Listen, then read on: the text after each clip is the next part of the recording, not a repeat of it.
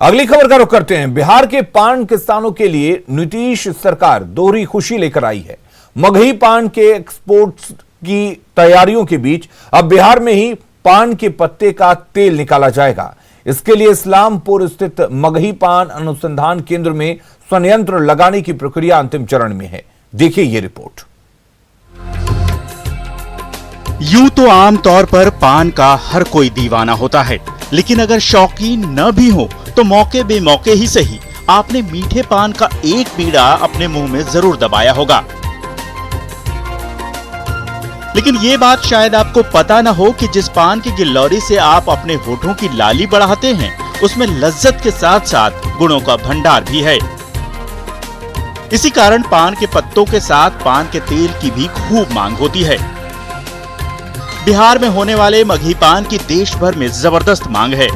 Export की तैयारियों के बीच अब बिहार सरकार मगही पान किसानों के लिए एक और खुशखबरी लेकर आई है। पान की खेती उत्तर बिहार में और मगध क्षेत्र में काफी होती है, तो उसका प्रोसेसिंग की तैयारी हो गई है, मशीन भी आ गई है। अब उसकी उपलब्धता है, हम समझते हैं कि 6 महीने के अंदर मशीन की उपलब्धता जितनी चाहिए उतनी होगी और हम प्रोसेसिंग करेंगे पान का, उससे तेल भी निकालेंगे, बाजार में उसकी कीमत होगी, उसका फायदा किसानों को मिलेगा। और कुल मिलाकर के यही उद्देश्य है कि किसान जो कुछ भी पैदा कर रहा है वो उसका जो भी उपज है वो लाभकारी हो, वैल्यू एडेड हो। पिछले दिनों राज्य सरकार ने सूबे के पान किसानों के लिए मगही पान के एक्सपोर्ट की बड़ी खुशखबरी दी थी। अब सरकार की तैयारी है कि पान के पत्तों की प्रोसेसिंग कर उसका तेल भी सूबे में ही निकाला जाए, ताकि राज्य के किसानों को ज्यादा मुनाफा हो। अब तक बिहार में पान के पत्तों से तेल निकालने की सुविधा उपलब्ध नहीं है। मजबूरन किसानों को औने पौने दाम पर पान के पत्ते बेचने पड़ते हैं और उनकी प्रोसेसिंग कर दूसरे राज्यों के व्यापारी मोटा मुनाफा कमाते हैं। लेकिन अब बिहार में ही पान के पत्तों की प्रोसेसिंग कर तेल निकालने का संयंत्र लगाए जाने की तैयारी की जा रही है। अभी वर्तमान में बिहार सरकार डायरेक्टरेट ऑफ हॉर्टिकल्चर मिशन के तहत एक पान अनुसंधान संयंत्र इकाई जिससे कि तेल निकाला जाता है वो मुझे प्राप्त हुआ है और इस तेल निकालने की मशीन के खरीदारी का प्रक्रियाधीन है। अगर ये बड़े मशीन आ जाते हैं हमारे बिहार के किसान पान का तेल 5 क्विंटल 1 घंटे में आप निकाल सकते हैं। फिलहाल अभी पान अनुसंधान केंद्र में एक छोटा सा इकाई है। ट्रायल के तौर पर बिहार कृषि विश्वविद्यालय सबौर द्वारा संचालित मगही पान अनुसंधान केंद्र इस्लामपुर में एक छोटी पान अनुसंधान संयंत्र इकाई लगाई गई है। जल्द ही बड़ी मशीन लगाने की तैयारी है। बड़ी मशीन खरीदने की प्रक्रिया अपने अंतिम चरण में है, जिसके बाद 1 घंटे में 500 लीटर तेल निकाला जा सकेगा। बिहार के कई जिलों में पान की खेती की जाती है। राज्य सरकार के आंकड़े के मुताबिक बिहार में करीब 5 लाख हेक्टेयर में पान की खेती की जाती है। आमतौर पर 1 हेक्टेयर में पान के 3 लाख पत्तों का उत्पादन होता है, लेकिन कुल उत्पादन के महज 1% पान के पत्ते से ही तेल निकाला जा सकता है। इस कारण पान के पत्तों का तेल काफी महंगा होता है। इस वक्त देश भर में मात्र 7 कंपनियां ही पान के पत्ते के तेल का व्यापार करती हैं। तेल निकालने के लिए पान के सभी पत्तों का इस्तेमाल नहीं होता, बल्कि जो पत्ते खराब हो जाते हैं उन्हें ही प्रोसेस कर तेल निकाला जाता है। ऐसे में फसल खराब होने से होने वाले नुकसान की भरपाई भी की जा सकेगी और किसानों को मोटा मुनाफा भी मिलेगा। सरकार की इस पहल से पान के किसान बेहद खुश हैं। उन्हें उम्मीद है कि जल्द ही उनके दिन बहुरेंगे और उन्हें उनकी मेहनत का फल मिलेगा।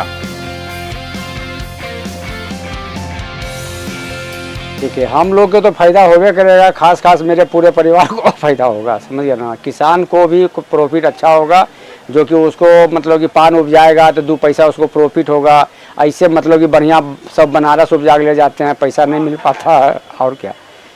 और यहाँ प्रॉफिट अच्छा होगा। जब तेल निकलना शुरू हो जाएगा तो हम लोग के पास भी नहीं बिकेगा तो जाके किसान वहाँ जाके दे देंगे अनुसंधान में, जो कि मेरा प्रॉफिट मतलब तेल निकल जाएगा, मेरा प्रॉफिट मिलेगा। किसान के भी काफ़ी फायदा होगा। आमतौर पर लोग पान के पत्तों से होने वाली लाली के बारे में ही जानते हैं, लेकिन आपको बता दें कि इसके कई औषधीय गुण भी होते हैं। पान के पत्ते के तेल को बालों में होने वाली परेशानियों के लिए बहुत अच्छा माना जाता है। बाल गिरने की समस्या में भी पान के पत्ते का तेल बहुत काम आता है। डायबिटीज, ओरल हेल्थ और पेट से संबंधित कई रोगों का रामबाण इलाज है पान।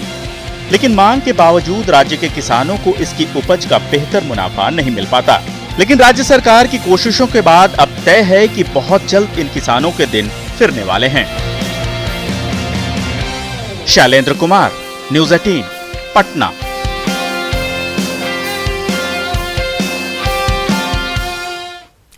देश में कोरोना के बढ़ते मामलों के मद्देनजर मोदी सरकार ने बड़ा फैसला किया है। अब 45 साल से अधिक उम्र के सभी लोगों को कोरोना का टीका मिल सकेगा। इसके लिए बस अब 1 अप्रैल तक का इंतजार करना होगा।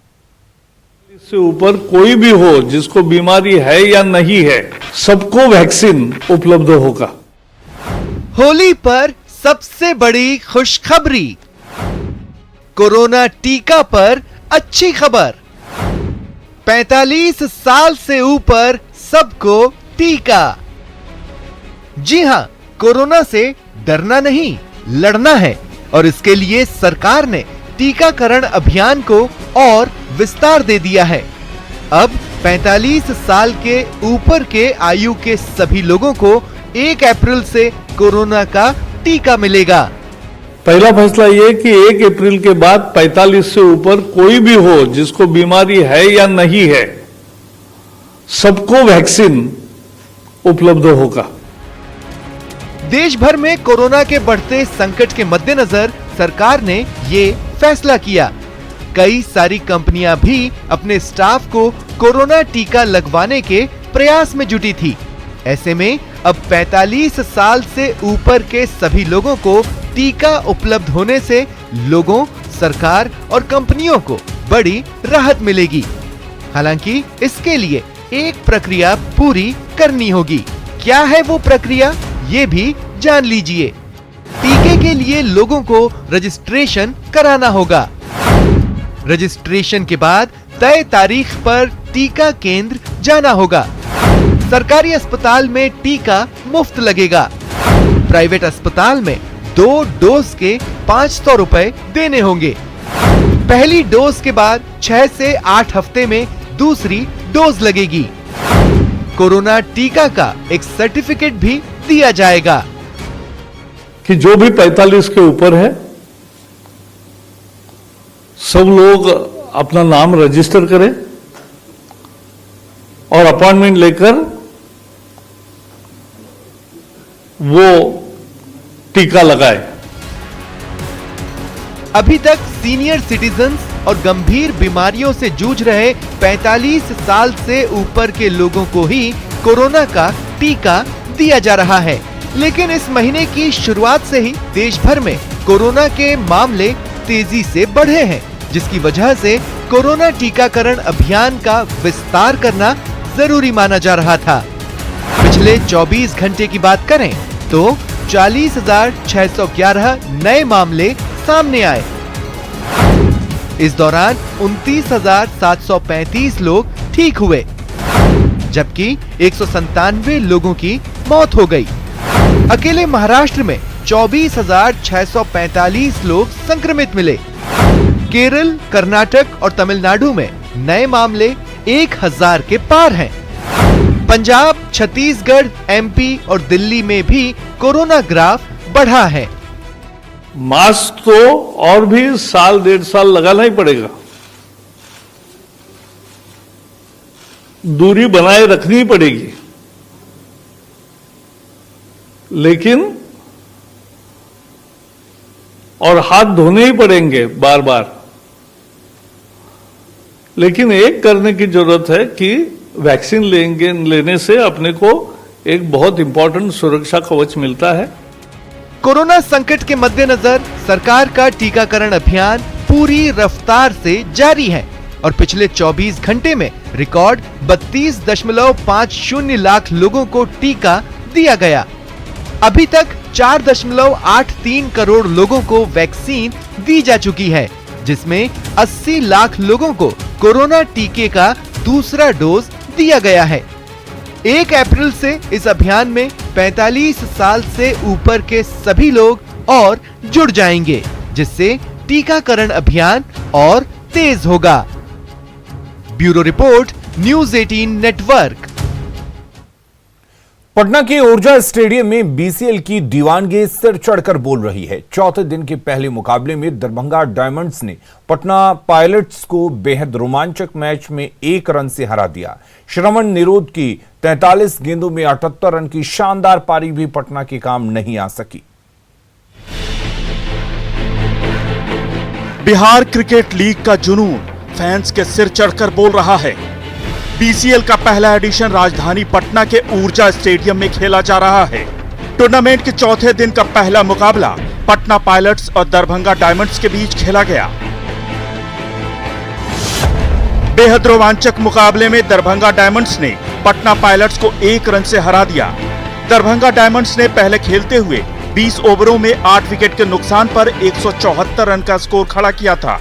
दरभंगा के कप्तान बाबुल कुमार ने 33 गेंदों में 44 रन की पारी खेली, जबकि सलामी बल्लेबाज आरव किशोर ने 20 गेंदों में तेज तर्रार 39 रन बनाए। पटना पायलट्स के इम्तियाज आलम ने 4 ओवरों में 33 रन देकर 3 विकेट झटके। जवाब में पटना की टीम 20 ओवर में 9 विकेट के नुकसान पर 173 रन ही बना सकी। पटना के विकेटकीपर बल्लेबाज श्रवण निरोध की 43 गेंदों में 78 रन की शानदार पारी भी काम नहीं आ सकी। पटना के 6 बल्लेबाज दहाई का आंकड़ा भी नहीं पार कर सके।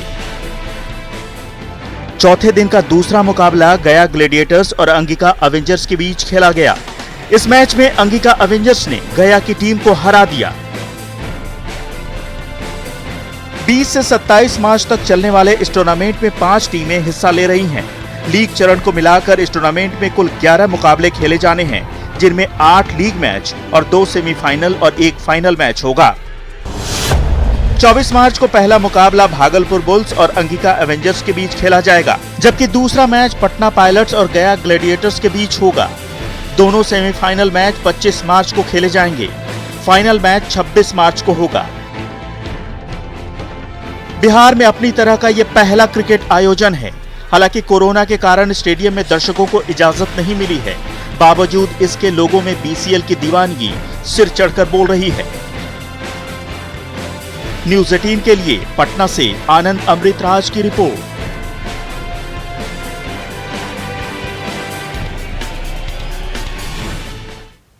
खबरें लगातार जारी हैं, बने रहिए न्यूज़ 18 बिहार झारखंड के साथ।